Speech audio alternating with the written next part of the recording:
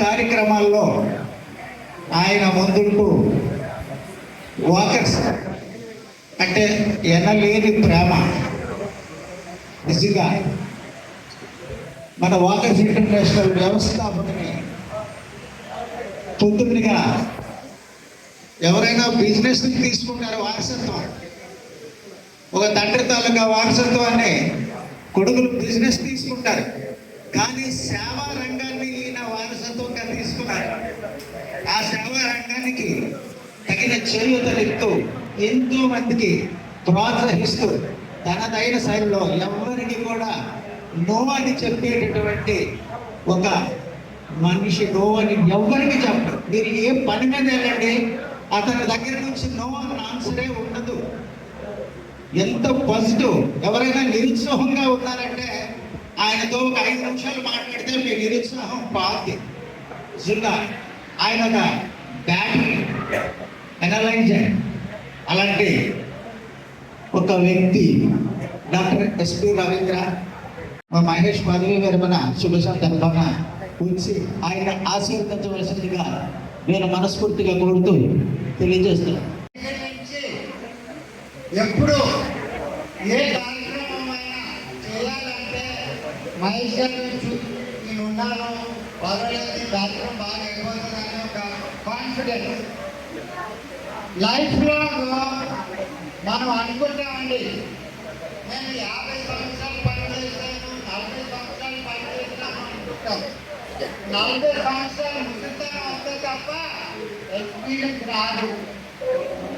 Experience ఎప్పుడు వస్తుందంటే ప్రతిరోజు, ఈరోజు నా ఉద్యోగం చేస్తున్నాను, కొత్తదనం ఏం చేస్తాను, నా సంస్థకి నేను ఎలా ఉపయోగపడతాను అని ఒక్క మాట అంటుంటే 100 ఆలోచనలు వస్తాయి.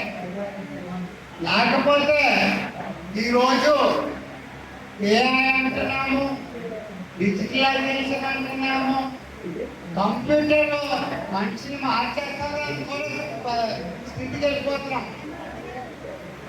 కంప్యూటర్ మనిషిని మార్చగలంటే ఇస్తే అది అనాలిసిస్ చేసి మనం చెప్తారు.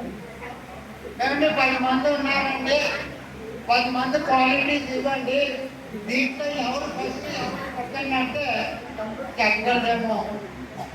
అంతేగాని డేటా ఇవ్వకపోతే కంప్యూటర్కి ఎక్కలేదండి. కూడా అదేవిధంగా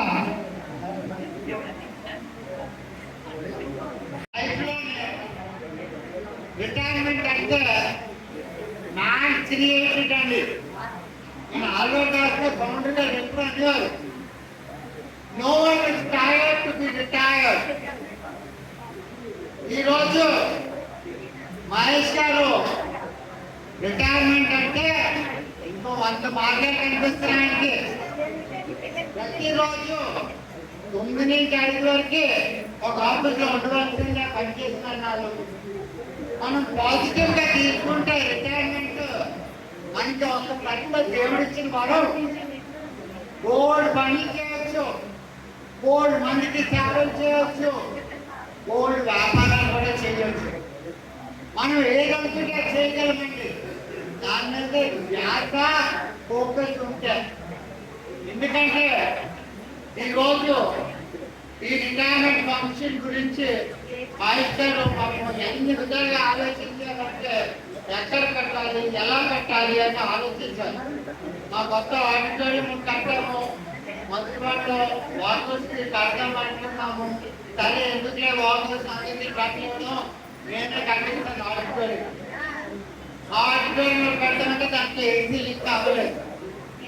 లేదు ఏసీలే కానీ ఇక్కడ కట్టినాను అంటే తీసుకొని ఆయన అందరి మీద ఉన్న ప్రేమ. నా గురించి వచ్చిన గెస్ట్ ఇబ్బంది పడకూడదు, నా గెస్టులందరూ ఎంజాయ్ చేయాలి.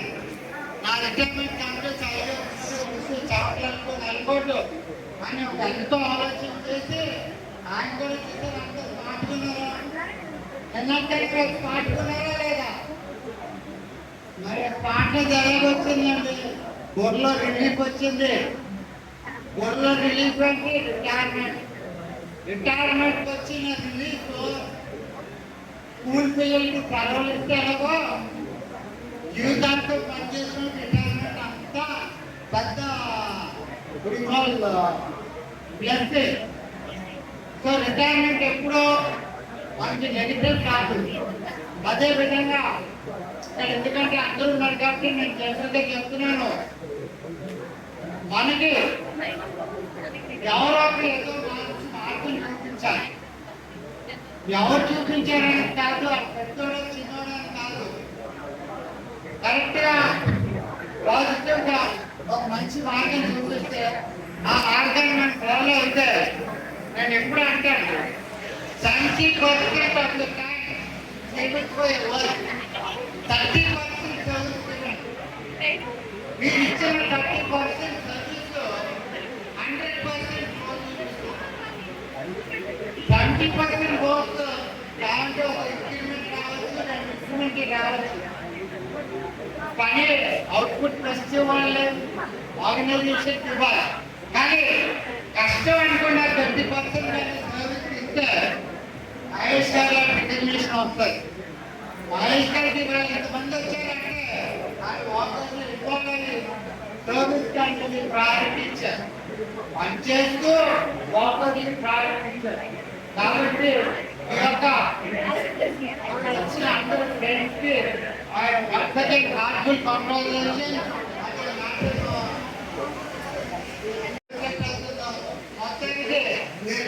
Very happy family. So big hand. ఇంత మంచి హ్యాపీ ఫ్యామిలీ అండి. God bless you with all good health and happiness forever. అదే విధంగా మా ద్వారకారాజు గారు ఈరోజు స్టేజ్ మీద కూర్చున్నారంటే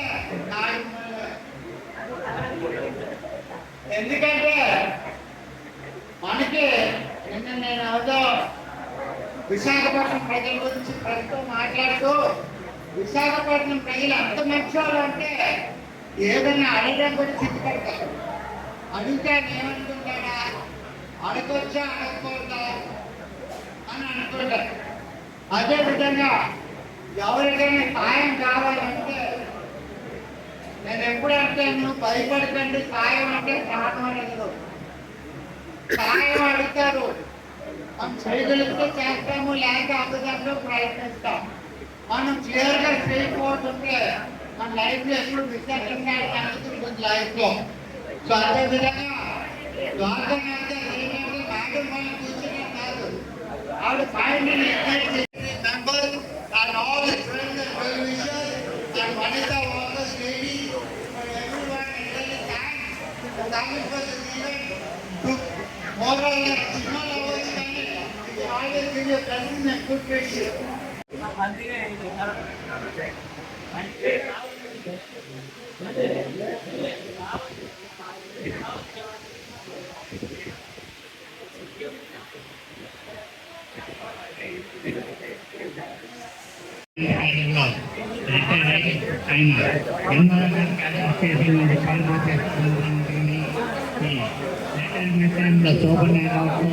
వారికి నా హృదయపూర్వక అభినందనలు తెలియజేస్తూ, అలాగే మరి ఆయన 2026 సంవత్సరానికి విశాఖపట్నం డిస్ట్రిక్ట్లో గవర్నర్గా పదవి బాధ్యతలు వారికి మరి ఈ రాష్ట్ర సూచిస్తున్నటువంటి మిత్రులు మహేష్ గారికి వారి కుటుంబ సభ్యులందరికీ కూడా అవుతామంటే ఈరోజు ఇక్కడ మంది కేంద్రానికి కావాలనేటువంటి మహేశ్వరరావు గారు రిటైర్మెంట్ మంచిగా రావడం జరిగిందంటే మరి మార్గాలు కానీ కౌంటర్గా ఆయన ఆధ్వర్యంలో మహేష్ సెక్రటరీగా అలాగే డీసీగా పనిచేస్తున్నారు. మరి ఆ నిజంతో పాటు నన్ను కూడా ప్రజలుగా తీసుకొని నాకు ఇంత మంచి అవకాశం ఇచ్చినందుకు మరి ద్వారకా గారికి అలాగే మహేష్ గారు కూడా నన్ను కలుపుకొని ఈ కార్యక్రమాలను చేయడానికి సహకరించిన వారికి కూడా ప్రత్యేక ధన్యవాదాలు. అలాగే ఏదైతే ఈరోజు ఈ పండుగ జరిగిందో 31 జూలై 2025 ఈ మిగతా శాస్త్రీయులు కూడా ఆయన ఈ వాతావరణంలో మళ్ళీ ముందుగా పార్టిసిపేట్ చేసి అలాగే ఆయన ఏదైతే దేశీయంగా చెప్తున్నారో గవర్నమెంట్గా మరింత పేరు తీసుకొని మంచి పేరు సంపాదించుకోవాలని నా తరఫున మా రాజబాబు రాష్ట్ర తరఫున అలాగే మా క్యాబినెట్ తరఫున కూడా మనస్ఫూర్తిగా వారికి భగవంతుడు ఆశీర్వదించాలని కోరుకుంటూ నాకు అవకాశం ఇచ్చిన అందరికీ ధన్యవాదాలు తెలుపుకుంటూ పార్టిసిపేట్ చేసుకుంటారంటే మాకు చాలా ఆశ్చర్యంగా ఉంది సార్. వారికి వారి కుటుంబానికి చాలా జీవితం హ్యాపీ గడపాలని కోరుకుంటూ మా ఎంపీ బాగా రచయితలకు వారికి ధన్యవాదాలు తెలుపుకుంటున్నాం sir. Thank you very much.